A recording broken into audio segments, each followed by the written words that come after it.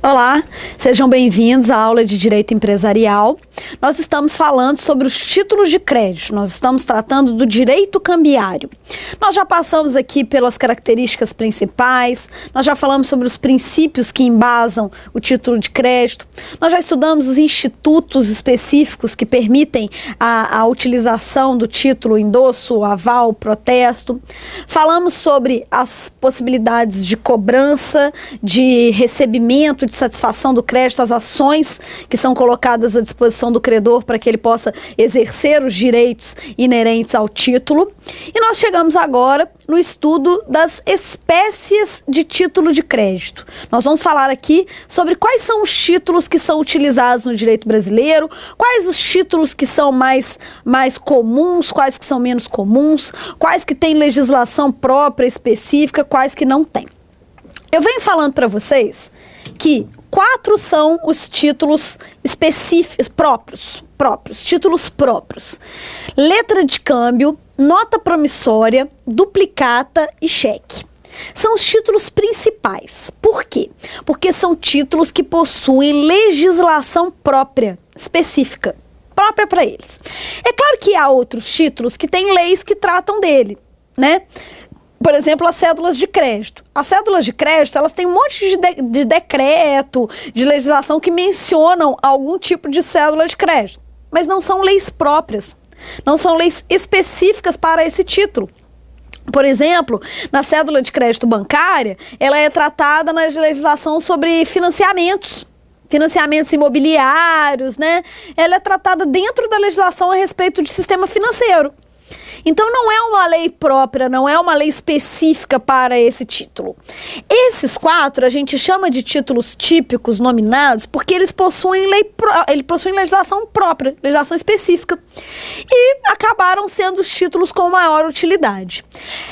Não a letra de câmbio, que é o título que deu origem a todos os demais títulos lá, né, há muitos anos atrás, nos séculos retrasados.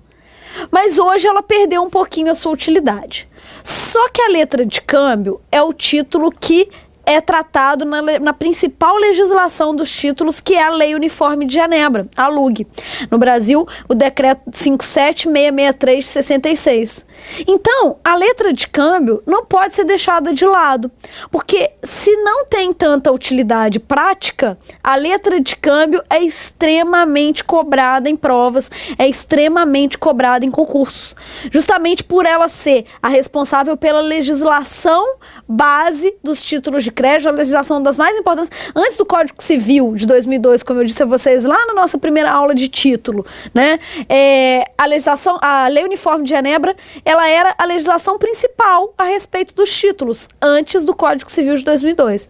Com o Código Civil de 2002 é que tratou-se de uma forma geral sobre os títulos lá no Código Civil, e aí a LUG ficou um pouco mais específica para a letra de câmbio, para a nota promissória, mas ela tem utilização subsidiária também para duplicata, para o cheque, como nós falamos aqui. Então, a letra de câmbio, apesar de não ter tanta utilidade prática, mas é um título que precisa ser estudado, porque é sempre alvo de cobranças, né? E nós vamos começar por ela. Vamos começar pela letra de câmbio. Vamos começar por esse título que deu origem aos títulos de crédito, que não tem tanta importância prática, não tem tanta utilidade prática mais, mas que está sempre por aí sendo cobrado em provas, né? A letra de câmbio, vejam bem o conceito da letra de câmbio que eu coloquei aqui para vocês. É um título por meio do qual uma pessoa, que é o sacador, declara que certa pessoa, sacado, pagará a uma outra pessoa, tomador ou beneficiário, uma quantia certa num determinado local e data. Então vejam, a letra de câmbio, ela é uma ordem de pagamento. E você tem essa tríade aqui de pessoas, né? Essa relação triangular. Uma pessoa, alguém, o sacador, emite o título determinando que uma outra pessoa pague por ele. é semelhante ao que acontece no cheque, que tem maior utilidade prática e acredito que a maioria de vocês já se deparou com um. É semelhante do que acontece com o cheque, mas é diferente porque esse aceitante, esse sacado, a pessoa que recebe a ordem de pagamento aqui na letra de câmbio, ela se torna a devedora principal se ela concordar. Se ela concordar com o recebimento dessa ordem, ela se torna a devedora principal. O cheque também é ordem de pagamento, só que o cheque, o banco é apenas um atravessador que recebe a ordem. Se o pagamento não for cumprido pela ausência de provisão de fundos, o banco não tem nenhuma relação com esse pagamento do cheque mais. Ele só cumpre aquela ordem inicial. Se a ordem inicial não for cumprida, ele depois não tem mais nenhuma relação. Aqui não. Aqui o sacado, aquele que recebe a ordem de pagamento, pelo menos a princípio, ele é o devedor. É ele quem vai ser o responsável pelo pagamento, pela quitação de um título da letra de câmbio. É ele quem vai efetivar o pagamento que vai ser cobrado como devedor principal, pelo menos se ele aceitar, né? A princípio, é quem se responsabiliza pelo pagamento. Eu coloquei um modelo aqui de letra de câmbio para vocês terem noção como é que funciona a letra de câmbio, né? O artigo 1º da Lei Uniforme de Genebra é que vai determinar quais são os requisitos para um título ser letra de câmbio. Eu vou fazer a leitura aqui do artigo 1º e vou apontando para vocês aqui no modelo quais são os requisitos. O artigo 1º vai falar assim, artigo 1º da Lei Uniforme de Genebra, decreto 57.663 de 66. A letra contém, primeiro, a palavra letra incerta no próprio texto do título e expressa na língua empregada para a redação desse título. Ele fala sobre a língua porque isso é um decreto, isso é um tratado internacional. A Lei Uniforme de Genebra tem esse mesmo texto para diversos outros países. Então aqui tem que ter a palavra letra em língua portuguesa. Tá aqui, ó, no nosso modelo. Letra. Letra. Tem que ter o letra em algum lugar para poder mostrar que se trata, mas no texto do título. Então aqui, ó, no vencimento pagarão Vossa Excelência por essa única via de letra de câmbio. Segundo, o mandato puro e simples de pagar uma quantia determinada, a ordem de pagamento. A ordem de pagamento tá aqui, ó, pagará. Aqui no exemplo, pagará, pague, pagará, digo que pague. Qualquer expressão que representa uma ordem de pagamento. Aqui é diferente, por exemplo, de nota promissória, que é uma promessa, né? Aqui eu estou ordenando, no vencimento pagará Vossa Excelência, aqui como é mais formal, né? Pagará Vossa Excelência por essa única via. Aqui está a ordem de pagamento. Quantia certa e determinada. Aqui, ó, a importância de. Aí você vai preencher aqui o valor. Aqui está o local para você preencher. Tem o valor numérico e o valor para você preencher por extenso. É porque nesse modelo já veio aqui o lugar para você poder preencher o valor. Ok? Então, segundo a promessa de pagar quantia certa e determinada.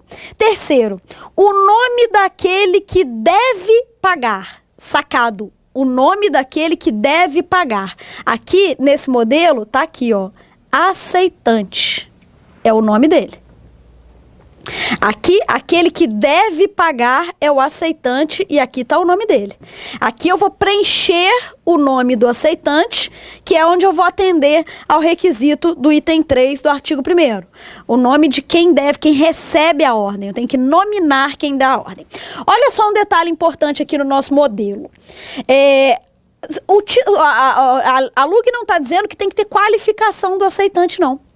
Tem que ter só a nominação do sacado, de quem recebe a ordem. Mas é muito comum, como eu cheguei a mencionar em aulas anteriores para vocês, que a gente coloque informações mais precisas sobre as pessoas, sobre o endossante, sobre a avalista, com a qualificação. Ó. Nesse modelo aqui, vem com um lugar para você preencher endereço, cidade, número do documento, do sacado. Para quê? para se o título não for pago, você ter conhecimento das informações do sacado para buscar o recebimento através de ação, através de execução, através de uma ação monitória, através das ações que nós já estudamos aqui. Então, na prática, é muito comum as pessoas colocarem informações, né, mais precisas, qualificar as pessoas que estão relacionadas no título de crédito. Mas observem que o item 3 só fala o nome daquele que deve pagar o sacado. O nome, só precisa do nome, que é o que está aqui, o aceitante. Tá ok? 4. A época de pagamento. A época de pagamento. Então, aqui, ó, no vencimento pagará, né? No vencimento pagará. Aqui, ó, vencimento. Aqui nesse modelo tá aqui em cima, ó. Vencimento. Data de vencimento. Data em que vai pagar. A época do pagamento. Vencimento. Item 5. A indicação do lugar em que se deve efetuar o pagamento. A indicação do lugar. Aqui, ó. No modelo tá aqui. Na praça D. Vai ser preenchido. Na praça D. Local de pagamento. 6. O nome da pessoa a quem ou a ordem de quem deve ser paga. Aí tá aqui para ser preenchido aqui, ó. A. No vencimento, pagará por essa única via de letra A. Aqui tá o espaço para você preencher para quem. Observem, né? Ou a sua ordem. Aqui, ó. Tá pequenininho aqui. A sua ordem. Peraí que eu risquei a sua ordem. Ou a sua ordem. Tá aqui. Lembrando a vocês, não seria necessário eu colocar o ou a sua ordem. Porque nós falamos aqui que a cláusula ordem é uma cláusula presumível. Se nada estiver escrito, se não tiver cláusula ordem, todo título você presume que ele é a ordem. Para que você proíba a circulação por endosso, é que você tem que colocar expressamente a cláusula não a ordem. Se, mesmo com o modelo existindo aqui, se você quisesse, né, transformar esse título no não à ordem, aí sim, teria que riscar o ou a sua e escrever o não. Não à ordem. Aí sim. Se você quer especificar que o título não vai circular por endosso, vai circular só pela cessão de crédito, lembram? Se você quer especificar, aí você tem que colocar a cláusula não à ordem. Se você não colocar a cláusula à ordem, ela já é presumida, então não tem problema, né? Apesar de um requisito aqui ser necessário, né, colocar a quem se deve pagar ou a sua ordem, no caso da inexistência expressa de cláusula à ordem, não tem problema porque ela é presumível, como nós já falamos aqui. E o 7, a indicação da data em que e do lugar onde a letra é passada, né? Então local e data, aqui. Local e data do saque, tá aqui embaixo. Saque é o ato de emitir a letra de câmbio, né? A legislação vai falar o tempo inteiro de saque da letra, no saque da letra. O saque da letra de câmbio é a data em que é o ato de emitir a letra de câmbio. Aí tá aqui, ó. Local e data do saque. Local e data do saque. E 8, a assinatura de quem passa a letra, sacador. A assinatura de quem passa a letra, o sacador. Aí vai ser aqui também, ó, o espaço destinado para assinatura do sacador.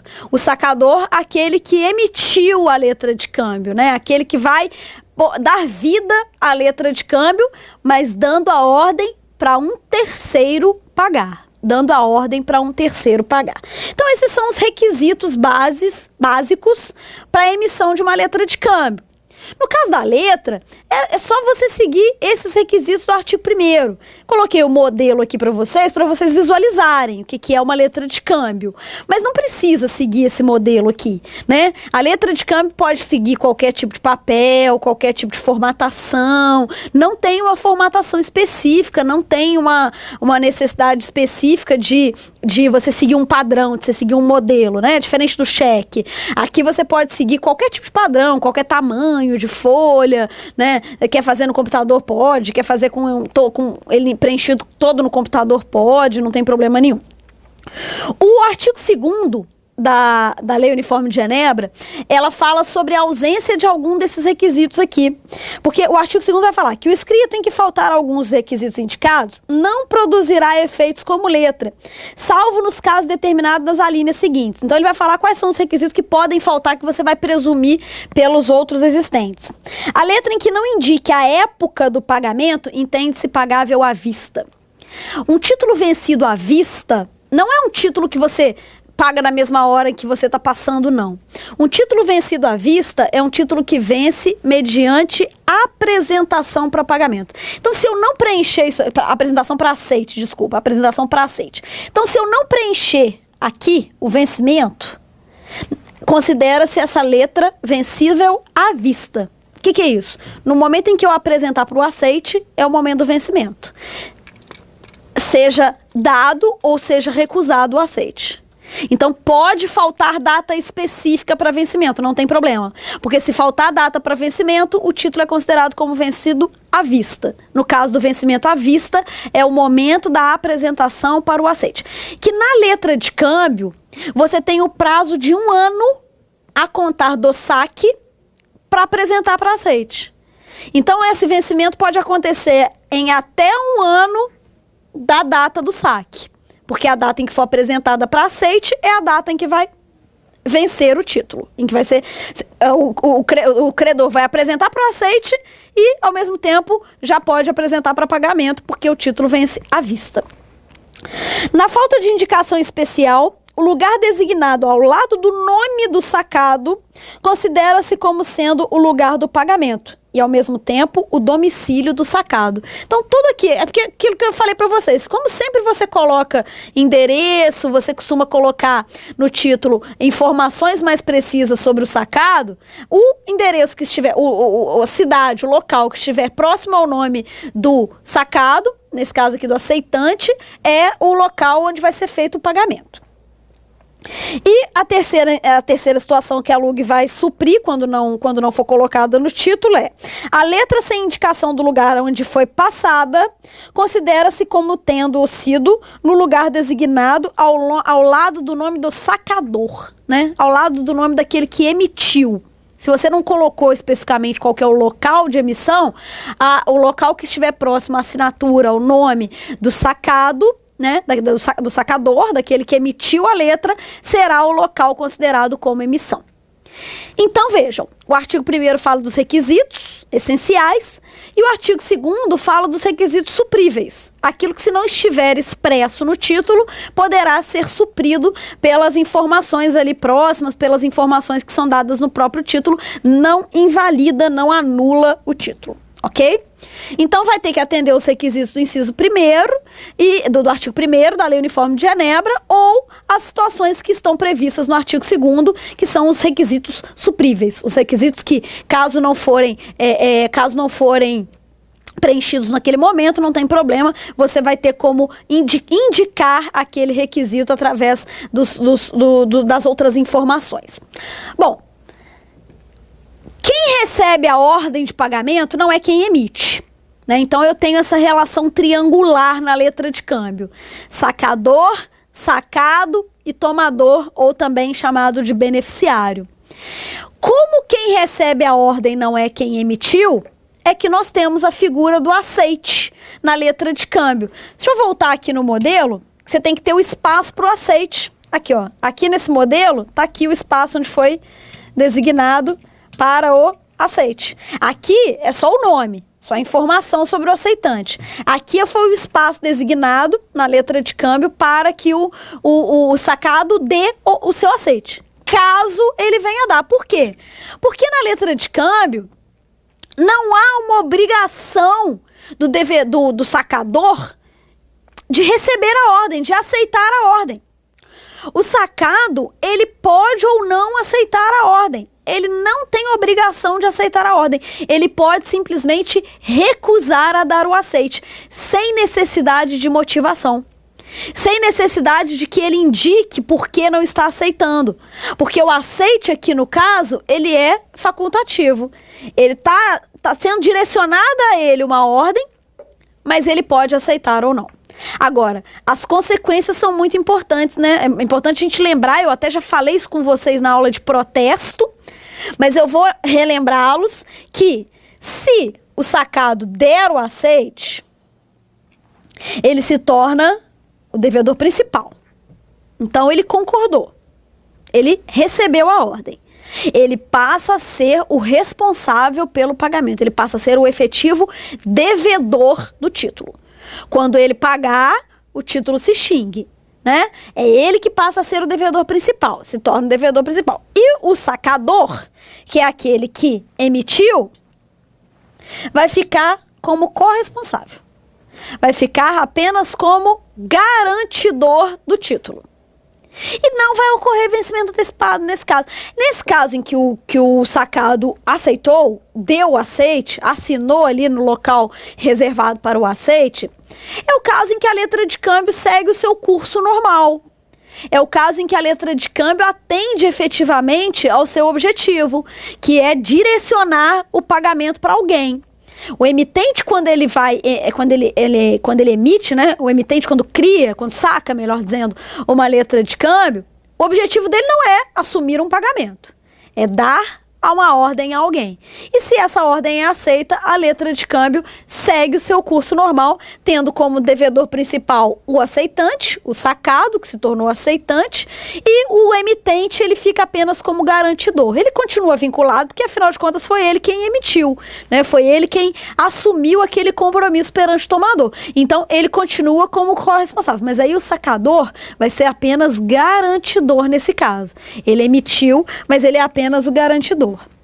Agora, no caso de o sacado não aceitar, recusar a dar o aceite, aí ele se desvincula, porque não existe um vínculo, né, prévio, previamente estipulado, para que o aceitante confirme a sua participação na letra de câmbio.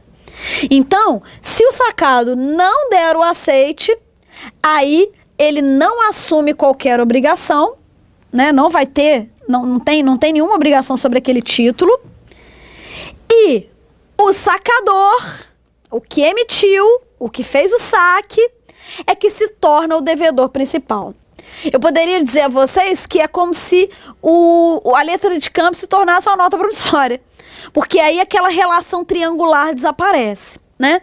No caso de você ter a recusa do aceite por parte do sacado, aquela relação triangular desaparece. Aí a letra de câmbio não cumpriu exatamente o objetivo para qual ela foi criada, né? A letra de câmbio não vai seguir como uma letra de câmbio normal, tradicional, porque aí o sacador é que vai ser o devedor principal, aceitante está fora, aceitante não vai ter vínculo e vai ter apenas a figura do sacador e do tomador, né? Pode ter avalistas, pode ter endossantes, vai ter normalmente, mas na origem do título ali não tem mais aquela relação triangular que seria o objetivo principal da letra de câmbio.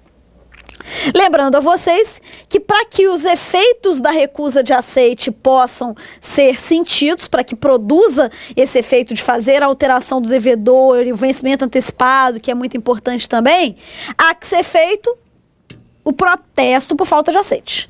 Protesto aqui que é necessário. É fundamental se realizar o protesto para que você tenha os efeitos da falta de aceite. Senão, não vai ter esses efeitos, principalmente a questão do vencimento antecipado, né? Principalmente a questão do vencimento antecipado, que é talvez a situação mais relevante para o devedor. Bom, então, especificamente sobre letra de câmbio, é isso que eu queria tratar com vocês. Claro que tudo que nós estudamos até aqui, de endosso, de protesto, de aval, né, os princípios, tudo também é aplicado à letra de câmbio. Mas, especificamente, é importante lembrarmos desses requisitos, do que é, e da questão do aceite, que é a parte principal da letra de câmbio. Seguindo aí os títulos que representam ordem de pagamento, vamos falar sobre o cheque, né? Seguindo aí a linha de raciocínio dos títulos que representam ordem de pagamento. Vamos falar sobre o talvez mais usual ainda, apesar de ter perdido também a sua utilidade prática, né? Eu diria que nos anos 80, nos anos 90, o cheque teve o seu auge de utilização na prática, né? As pessoas iam, por exemplo, o que hoje a gente está acostumado, você chegar num restaurante e passar o cartão de crédito, cartão de débito, as pessoas usavam cheques, né? Chegava no restaurante e usavam cheque, pagava cheque, né? Pagava, porque andar com dinheiro na carteira nunca foi uma questão, nunca não, né? Mas há muitos anos que já não é uma prática segura. Então, na década de 80, na década de 90, as pessoas valiam-se muito do cheque para não ter que ficar andando com dinheiro, para não ter que ficar andando com dinheiro vivo na carteira, no bolso, né? Estar sujeito a assaltos, essas coisas todas, as pessoas usavam um cheque. Com a criação e a ampliação da utilização dos cartões, cartão de crédito, cartão de débito, o nosso cheque aqui foi perdendo um pouquinho a sua utilidade prática. Mas ele ainda existe, né? Ele ainda existe, ainda está presente em muitas situações cotidianas para muitas pessoas. Vejam bem o que é o conceito de cheque. O cheque é conceituado como um título cambiário, abstrato, formal, resultante de declaração unilateral de vontade, pelo qual uma pessoa, que é designada sacador, emitente, o titular da conta bancária. Agora é que vem um detalhe importantíssimo aí que diferencia o cheque da letra de câmbio. Com base em prévia e disponível provisão de fundos em poder do banco ou instituição financeira assemelhada, que é denominado sacado. Então aqui eu também tenho a figura do sacador e do sacado, mas as consequências, as posições, os direitos e deveres são bem diferentes da letra e do cheque. Dá contra o banco, em decorrência de convenção, tem uma convenção prévia para você emitir o cheque. Ordem de pagamento à vista, em regra, nas condições estabelecidas no título. Então vamos lá. Eu também tenho 3 figuras aqui. O sacador, a pessoa que emitiu, que vai preencher o cheque. O banco sacado, que recebe a ordem. E o beneficiário, aquele que vai pegar o título e vai fazer o que quiser. Vai esperar, né? Vai levar no banco para descontar, vai passar para frente, vai fazer o que quiser. Agora, olhem só 2 coisas importantes que eu sublinhei aqui. Prévia e disponível provisão de fundos e em decorrência de uma convenção. No caso do cheque, você só emite porque você tem um contrato de conta corrente. O cheque é um título que depende de uma relação contratual prévia, de uma convenção, que é um contrato de conta corrente. Esse contrato de conta corrente é um contrato de depósito bancário. É um contrato no qual eu utilizo do banco para guardar dinheiro para mim, que é o depósito bancário, contrato de depósito. Contrato de depósito bancário é o contrato de conta corrente ou conta poupança, qualquer tipo de conta é um contrato de depósito, que você vai deixar o seu dinheiro para o banco guardar para você. Aí, como você tem esse contrato de depósito, você pode emitir um título para que o banco tire o dinheiro desse valor que você depositou para pagar o que apresentar o cheque. Para pagar a pessoa que apresentar o título. Então você tem a necessidade dessa convenção. Como é que você sabe que a pessoa tem essa convenção, esse contrato de depósito com o banco? Pelo cheque. Porque o cheque é um título que só pode ser emitido, só pode ser criado, a base do cheque tem que ser criada pelo banco. Você, como emitente, vai apenas preencher o cheque. Você não cria o cheque, você não desenha o cheque, você não faz o cheque, a folha do cheque. A folha do cheque vem pronta do banco. E é isso que demonstra a existência da convenção. É você ter a folha do cheque própria, com a marca d'água da instituição financeira, com as cores da instituição financeira, do banco ao qual aquele cheque está vinculado. Isso é o que demonstra a convenção. E o banco só vai pagar o seu cheque se você tiver feito o depósito. Se você tiver disponibilizado fundos, dinheiro na sua conta, para poder fazer o pagamento daquele cheque. Então, o banco, ele só te representa aqui. Ele só vai cumprir a sua ordem representando o que você quer que ele faça. Se você quiser que ele pague certinho, você vai lá e deposita o dinheiro. Se não tiver dinheiro, o banco não vai fazer pagamento e ele também não tem mais qualquer responsabilidade sobre o cheque. Por isso que o sacado aqui, o banco sacado, ele tem uma posição completamente diferente do sacado da letra de câmbio, que é quem recebe a ordem e se aceitar, passa a ser o devedor principal. Aqui o banco, ele só vai cumprir de acordo com o contrato de depósito. Com aquele contrato do depósito que você tem, com aquela conta. Se tem dinheiro, ele vai cumprir. Se não tem dinheiro, ele não vai cumprir. Se você suspender a ordem, se você der uma contra-ordem, ele vai fazer de acordo com o que você quiser. Nós vamos falar sobre isso aqui ainda hoje. Mas o banco é um mero atravessador aqui nessa ordem de pagamento que é o cheque. A gente vai encontrar os requisitos do cheque no artigo 1º da sua lei específica, que é a Lei 7357 de 85. O artigo 1º vai mencionar quais são os requisitos que o cheque deve conter. Como eu acabei de falar, a apresentação para o pagamento do cheque vai acontecer no banco, na instituição financeira, no banco sacado. E aí, para que você comprove que você tem esse vínculo, né, esse contrato, a instituição financeira é que vai emitir, né, que vai te dar o talonário do cheque para você preencher. Então, a confecção do cheque é feita pela instituição financeira. É feita pelo banco. O emitente do cheque só preenche. Não se pode criar um cheque para si. Você não pode desenhar um cheque, fazer um cheque no computador, não. O cheque, ele vem de acordo com o talonário, de acordo com o documento que o banco vai criar. Você vai apenas preencher. Lembram daquele modelinho que eu coloquei para vocês lá quando estávamos falando sobre o prazo do cheque? Tá ele de volta aí. Esse modelo, ele é determinado pelo Banco Central no Brasil. Então, todo e qualquer cheque tem essa mesma divisão aqui. O que diferencia de uma instituição financeira para outra é a marca d'água, né, aqui no fundo, o desenho, as cores. Agora, a formatação, a numeração da agência, da conta, a numeração do banco, do cheque, a numeração da instituição, aqui, o espaço aqui para você preencher em numeral, depois o espaço para você preencher por extenso, o valor, aqui para você colocar o nominal ou a sua ordem, né? Lembrando a vocês que se você quiser transferir um título à ordem para não a ordem, tem que riscar o ou a sua e escrever o não em cima, né? O não à ordem. O local e data de emissão. Aqui é local e data de emissão, não é local de domicílio do devedor, é local de emissão. E a assinatura do devedor são os requisitos presentes no artigo 1º. Ó, vou ler para vocês. O artigo 1º da lei do cheque fala: o cheque contém a denominação cheque, tá aqui, a denominação cheque, inscrita no contexto do título, expressa na língua em que este é redigido.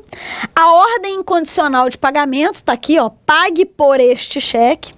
Pague, normalmente vem assim, né, no modelo do Banco Central, pague por este cheque. O nome do banco ou da instituição financeira que deve pagar, que vem aqui nesse cantinho, né, que vem inclusive junto aqui do local de pagamento. A indicação do lugar de pagamento, está aqui também, logo abaixo do nome do banco. A indicação da data e do local de emissão, está aqui nessa linha. A assinatura do emitente, está aqui embaixo. E só. Observem que não há data de vencimento. Não há data de vencimento porque o título, o cheque, em regra, é um título à vista. Vamos falar um pouquinho mais sobre isso daqui a alguns minutos. Então, todo banco vai seguir esse modelo do Banco Central e o emitente do cheque, o que ele faz é tão somente preencher. Bem, esse modelo que segue a lei do cheque, que segue as normativas do Banco Central, criado pela instituição. E para você sacar o cheque, basta você preencher e a assinatura aqui, obviamente, que tem que ser a assinatura autorizada, aquela que você vai lá no banco, deixa na sua ficha, para o banco poder fazer a conferência de assinatura no momento do pagamento do cheque. O cheque nem é tão, né, não é tão difícil a gente vislumbrar um modelo por causa da sua utilização ser um pouco mais cotidiana, da sua utilização ser um pouco mais alargada do que a letra de câmbio. Entrando nesse assunto aqui extremamente importante para cheque. O cheque é ordem de pagamento à vista. Tá aqui no artigo 32. Opa, desculpa, deixa eu apagar aqui para não ficar em cima do artigo. O cheque é ordem de pagamento à vista. Está previsto aqui no artigo 32 da Lei 7357/85, que é a lei do cheque. Considera-se não escrita qualquer menção em contrário. E mais, parágrafo único. O cheque apresentado para pagamento antes do dia indicado como data de emissão é pagável no dia da apresentação. Então vamos lá. A lei está dizendo para a gente que o cheque é à vista. À vista significa que é contra apresentação. Levou lá para apresentar, ele já é pagável. Representa crédito, isso eu vou lembrar vocês lá nas primeiras aulas, quando eu estava classificando os títulos, que pode parecer, poxa, mas então não é crédito. Se é à vista, não é crédito porque cheque não representa, não cumpre obrigação. Cheque representa uma obrigação. Representa uma obrigação de pagamento em dinheiro. O que satisfaz o credor é o dinheiro. O que satisfaz é o dinheiro. Cheque não satisfaz nada. Até ele ser compensado, você está diante de um crédito. Então, mesmo que você siga isso aqui, ele é pagável à vista, por quê? Porque você recebe um cheque de uma pessoa como credor, você tem que ir até a instituição financeira para descontar. Então, há um tempo nisso aí. E é esse tempo que representa o crédito. E aqui está dizendo que o banco tem que desconsiderar qualquer menção em contrário. Inclusive, o banco tem que pagar o cheque se ele vier com uma data futura. O banco vai ignorar aquilo ali, vai tratar como se ele tivesse vencido naquele dia que foi apresentado a ele.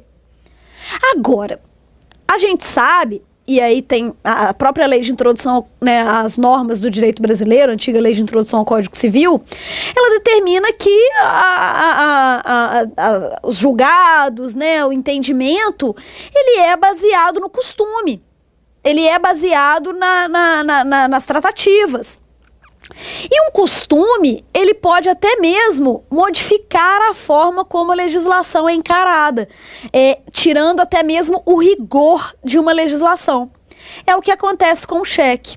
Há muitos anos, desde que a sua utilização foi sendo ampliada, eu diria meados do século passado, criou-se esse costume de se colocar a data para frente, de se colocar lá no vencimento uma data, na emissão, desculpa, porque não tem data de vencimento, colocar-se na emissão a data futura, o famoso bom para, ou chamado de pré-datado, ou chamado de pós-datado. Professores de português dizem que o correto é pós-datado, porque você lança uma data posterior, né? Não é uma data prévia, né? Uma data posterior. Então, você tem a utilização desse costume, né? Esse costume, que ficou aí conhecido popularmente como pré-datado, ele passou a mudar o entendimento. E hoje, o que se entende nos tribunais é que esse costume é válido. Porque o que se estabelece quando se coloca o bom para, quando se coloca o vencimento para frente do cheque, quando coloca a data de emissão para frente do cheque, seria uma relação contratual, seria um acordo de vontades. Ora, eu estou dando o cheque pedindo para colocar para dali a 15 dias. Mas você pode depositar daqui a 15 dias? O credor vai lá e aceita. Então você tem um acordo de vontades, uma união de vontades. O que é isso? Isso é um contrato. Isso é uma relação contratual, né? E o contrato não precisa de forma específica, né, para acontecer. Então você tem uma convenção, você tem um contrato que faz nascer direitos e obrigações. Faz nascer o direito do devedor de só ter o cheque depositado naquela data em que se convencionou e faz nascer a obrigação de quem aceitou aquele cheque com a data do vencimento a respeitar a data em que se convencionou. Então, ele vai ter que ser respeitado pelas partes. Aí, não só pelo credor originário, aquele que recebe o título, né, o beneficiário primeiro, aquele que recebe o cheque que acabou de ser emitido pelo devedor, como também qualquer outro por quem aquele título tenha passado, porque está escrito lá. Porque está escrito no título que foi convencionado uma data futura. Então, quem aceita o título, sabendo daquela convenção, passa a integrar a convenção também. Passa a integrar o acordo também. E tem que respeitar. Então, hoje não se tem mais qualquer dúvida sobre esse costume, sobre a aceitação desse costume no que diz respeito à relação entre as partes. Aí eu chamo a atenção de vocês. Os tribunais aceitam no que diz respeito entre as partes. Devedor, credor, endossantes, endossatários. Todo mundo que tem a relação no título tem que respeitar essa convenção, esse trato que foi realizado. O banco não.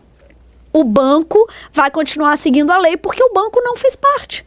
O banco não deu nenhuma manifestação de vontade de que ele concordava com aquele vencimento futuro do cheque. Então, o banco não observa e não tem obrigação nenhuma de observar. O banco, a instituição financeira sacada, ela continua a observar tão somente o artigo 32. Ela continua a observar tão somente o artigo 32 da lei do cheque e vai fazer o pagamento de acordo com a data em que foi apresentado. O banco não devolve porque ele recebeu um cheque que está com a data futura, o banco não vai devolver o cheque dizendo assim, não venceu. Não existe essa devolução por falta de vencimento. Não existe isso.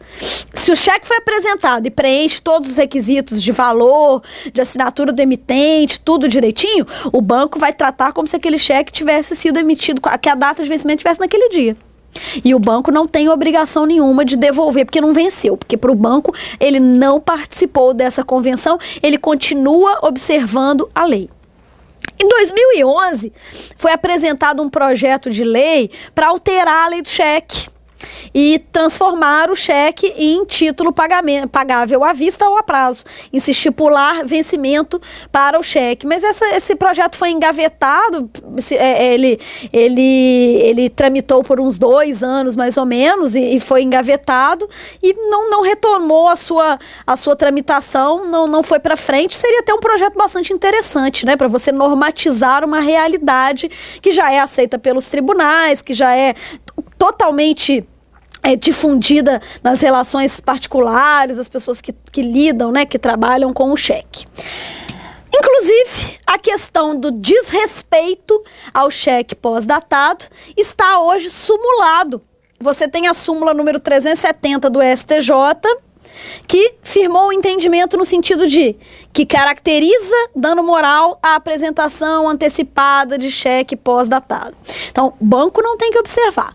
Quem vai arcar com esse dano moral? O credor que antecipou o cheque. Eu, particularmente, acho o texto da súmula errado. Porque, na verdade, quando a gente fala em responsabilidade civil no direito brasileiro, a gente tem uma tríade, né? A gente tem 3 requisitos para observar. A gente tem que observar se houve ato ilícito, se houve dano e se teve nexo de causalidade entre esse ato ilícito e esse dano. Ou seja, se esse dano foi causado por esse ato ilícito aqui.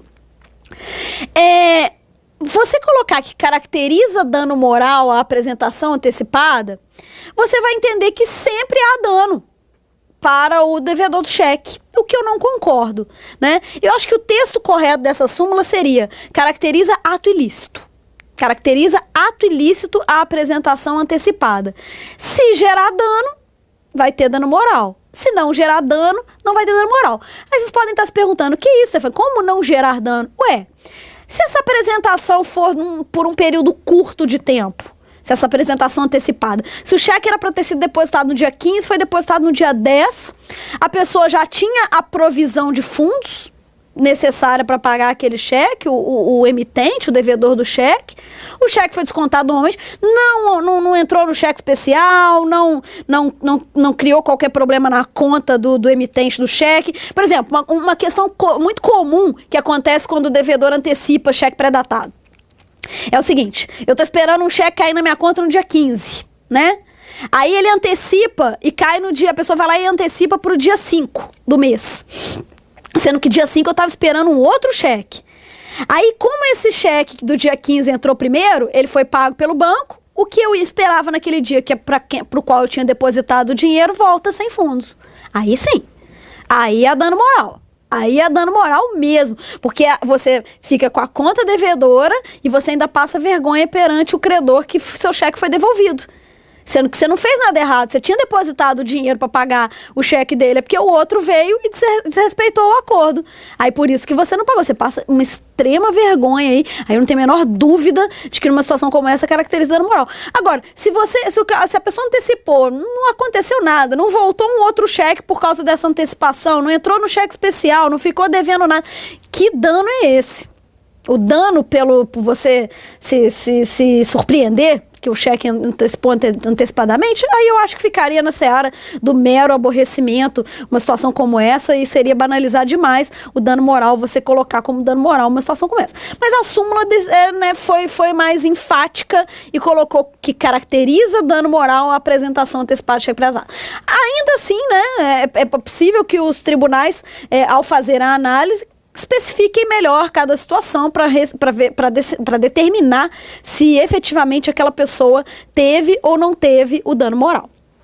Bom, ainda sobre cheque, é preciso que a gente se recorde dos tipos de cheque que a lei cria, que a lei 7357/85 vai determinar. Primeiro, o tipo de cheque mais importante, mais usual, é o cheque cruzado.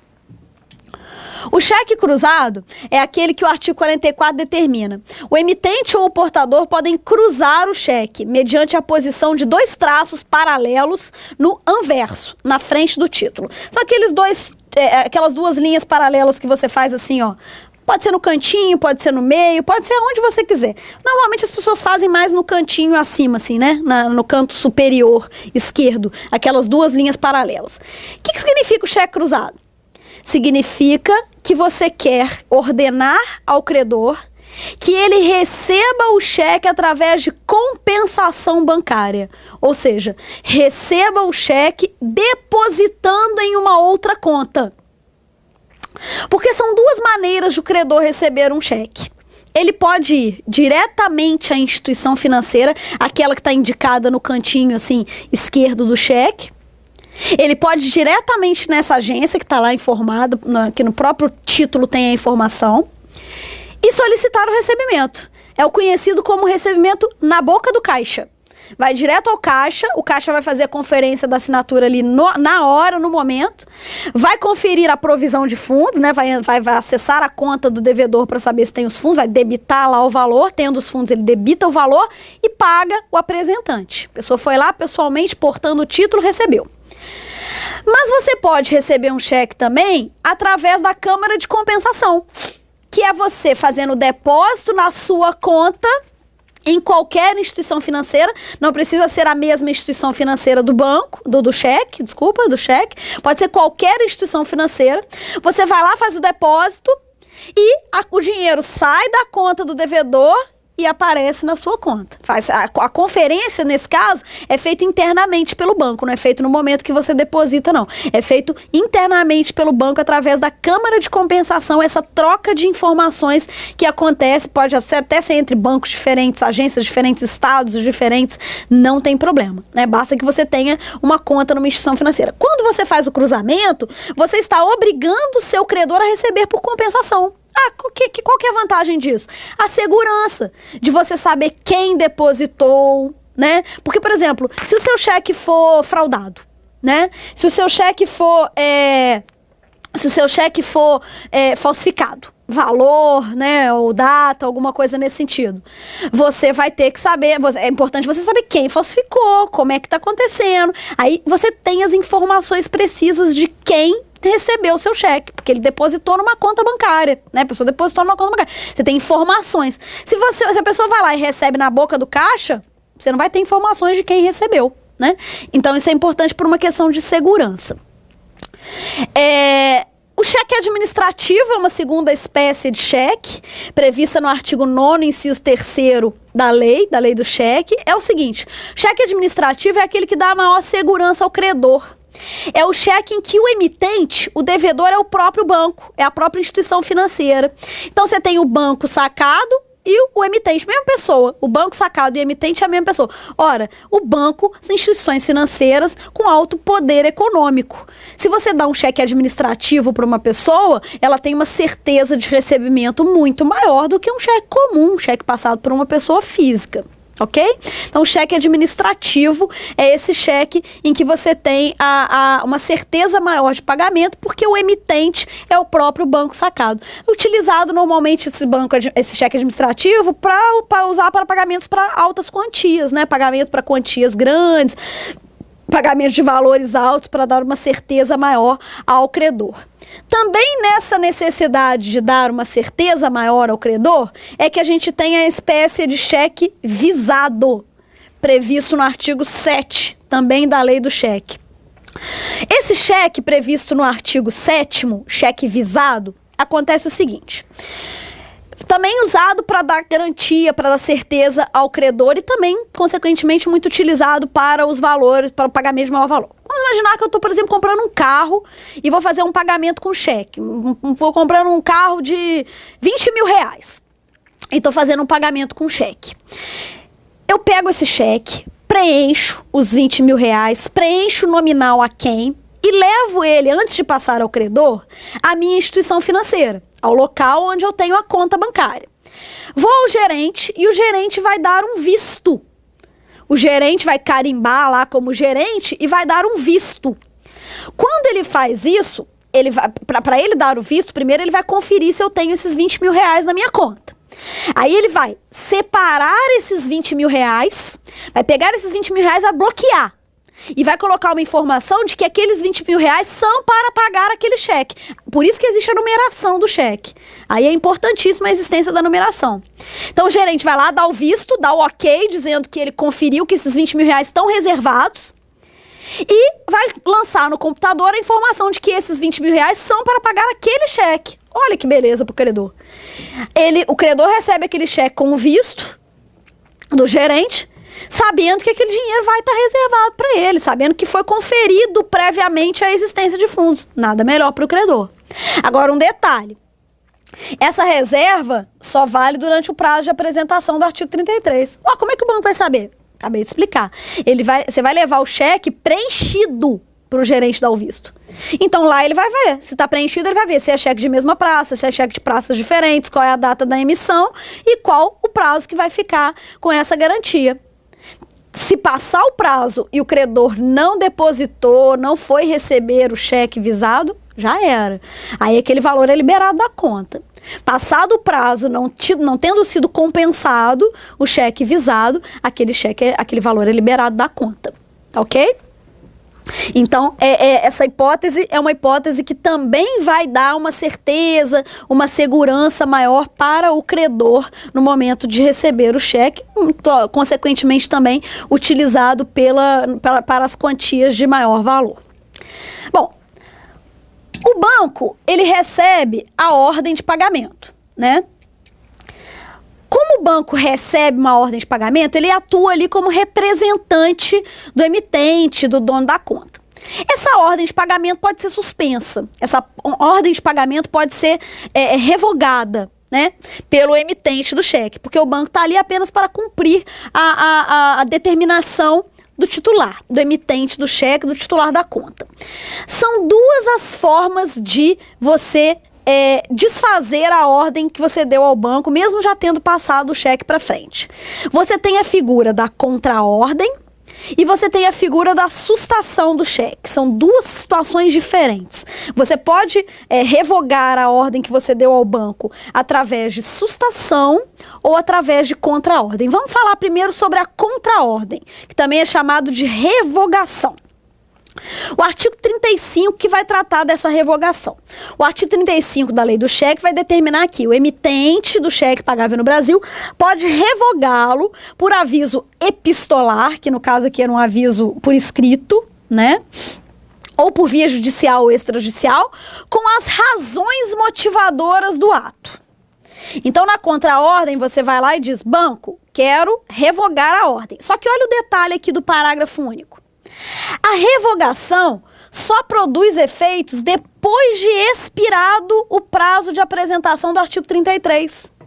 30 dias se for de mesma praça, 60 dias se for de praças diferentes. Então, observem comigo. Essa contraordem, o objetivo dela é você dizer para o banco, eu só quero que você pague se for apresentado dentro do prazo. Se não, o banco pode pagar dentro do prazo prescricional, se você não der contraordem. Então, esse prazo do artigo 33, ele não é absoluto. Esse prazo é um prazo em que deve ser apresentado em 30 ou 60 dias. 30 se de mesma praça, 60 se de praça diferente, já analisamos o que significa isso.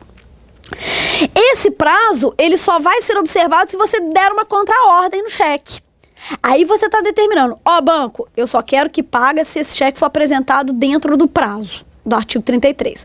Fora do prazo, você não paga mais. É isso que significa a contraordem. Então, a contraordem, ela não evita o pagamento do cheque direto, não. Ela não evita, não. Ela só evita o pagamento se o cheque for apresentado depois do prazo de 30 ou 60 dias, dependendo se for de mesma praça ou de praças diferentes, tá? Então, a contraordem, na verdade, ela tem o objetivo de limitar o período de pagamento do cheque pelo banco. Se não for feito contraordem, o banco pode pagar o cheque dentro do prazo prescricional. Tá? Dentro do prazo prescricional. Eu me lembro de uma informação muito errada que era passada pela televisão, quando o cheque tinha maior utilidade. Agora eu não me recordo muito de ver ultimamente esse tipo de reportagem, não. Mas quando o cheque tinha mais utilidade, na década de 80, de 90, era muito comum, quando virava o ano, as televisões apresentarem reportagens assim, falando, porque aí a pessoa esquece de colocar, né? Esquece que tá em 2014, aí vai lá e coloca 2013 no cheque, quando tá no inicinho, né? 1º de janeiro ali, nos primeiros dias do ano. Aí o cheque tá prescrito. Aí a pessoa põe o cheque com a data e o cheque já está prescrito, não pode ser pago pelo banco, porque já virou um ano. Aí dava aquela ideia de que até um ano você podia depositar que o banco ia pagar. Não é isso. É 30 dias mais 6 meses, 60 dias mais 6 meses, que é o prazo da ação de execução, que é o prazo que o banco pode pagar o cheque se ele for apresentado e não tiver sido alvo de contraordem. É o prazo da execução, não é um ano. Ou são 30 dias mais 6 meses, ou 60 dias mais 6 meses, o banco pode pagar normalmente o cheque se não for dado contraordem. Aquela revogação imediata, né, do pagamento, em que você fala para o banco, não vai pagar, não quero que pague esse cheque mais utilizado, é a sustação. Aí sim, produz efeitos imediatos. É a outra forma de você desfazer a ordem que você deu, e essa vai produzir efeitos imediatos. Previsto no artigo 36. Olha só. Mesmo durante o prazo de apresentação, o emitente e o portador legítimo podem fazer sustar. Vocês já devem ter ouvido falar essa palavra, né? Sustar o cheque. Fazer sustar o pagamento, manifestando ao sacado oposição fundada em relevante razão de direito. Você tem que falar por que você está sustando. Não vai caber ao banco investigar se o motivo pelo qual você está sustando é legítimo ou não. Não cabe. O banco não investiga o motivo, o banco só vai guardar a sua informação. Então você tem lá a sustação porque o cheque foi furtado, a sustação porque houve um desacordo comercial, né? Existe lá as possibilidades que o banco já coloca, já estipula previamente para você. Você vai manifestar e vai dizer para o banco por quê. Não cabe ao banco investigar por quê. Vai ser investigado se esse seu porquê era legítimo ou não se o cheque quando o cheque for cobrado. Quando o cheque for cobrado judicialmente. Aí você vai buscar saber por quê, né? Por que se realmente você foi furtado, se realmente você foi roubado, se realmente houve um desacordo comercial, né? Porque, gente, vejam bem, um cheque revogado ou sustado, seja a revogação do artigo 35 ou a sustação do artigo 36, não impedem o pagamento. Não impedem o pagamento, né? Não impedem a cobrança, melhor dizendo, não impedem a cobrança. Impede que o banco faça o pagamento direto, como seria a ordem natural. Mas não impede a cobrança, não impede o protesto, não impede nada. É um cheque como qualquer outro e vai poder ser cobrado judicialmente, e aí cada um com seus argumentos para poder tentar evitar ou não o pagamento. Por fim, uma questão muito relevante no cheque é a necessidade de você apresentar ao banco para propor ação de execução. Porque é comum a pessoa, às vezes, guardar o cheque na gaveta quando vê, já passou o prazo prescricional, já passou o prazo de apresentação, não apresentou o cheque no banco. E aí o credor vai lá e entra direto com a ação de execução sem fazer a propositura, sem depositar, sem fazer qualquer apresentação prévia ao banco. O STF sumulou esse assunto na súmula 600 e colocou que cabe a ação executiva contra o emitente e seus avalistas, ainda que não apresentado o cheque ao sacado no prazo legal, desde que não prescrita a ação executiva, desde que não prescrita a ação cambiária. O STF sumulou, e esse entendimento é o que vem prevalecendo, de que o cheque não precisa ser depositado para propor ação de execução contra o devedor principal e seu avalista. Contra os endossantes precisa. Se você quer executar os endossantes, aí porque você vai precisar, inclusive, do protesto, né? Então, se você quer executar o devedor principal, você pode ter dormido no ponto lá, não apresentou o cheque no banco, não tentou o recebimento natural, que seria através do depósito, através da apresentação ao banco, mas mesmo assim, isso não impede que o cheque seja recebido, que o cheque seja alvo de uma ação de execução, né? Então, depois de muita discussão, hoje o STF já tem a súmula, né, a respeito desse tema, e pouco já não se discute mais após a uniformização desse entendimento. Bom, então nessa aula nós falamos sobre letra de câmbio e falamos sobre cheque, né? 2 títulos que representam ordens de pagamento, mas que têm as suas estruturas e as consequências aí, as relações bem diferentes, mesmo sendo ordem de pagamento. Nós ainda vamos falar sobre nota promissória, nós ainda vamos falar sobre duplicata, nós vamos falar sobre cédula de crédito, nós vamos falar sobre conhecimento de depósito, ainda precisamos analisar várias outras espécies de título de crédito, mas isso será feito nas nossas próximas aulas. Por hoje é só, eu agradeço a atenção de vocês e até lá.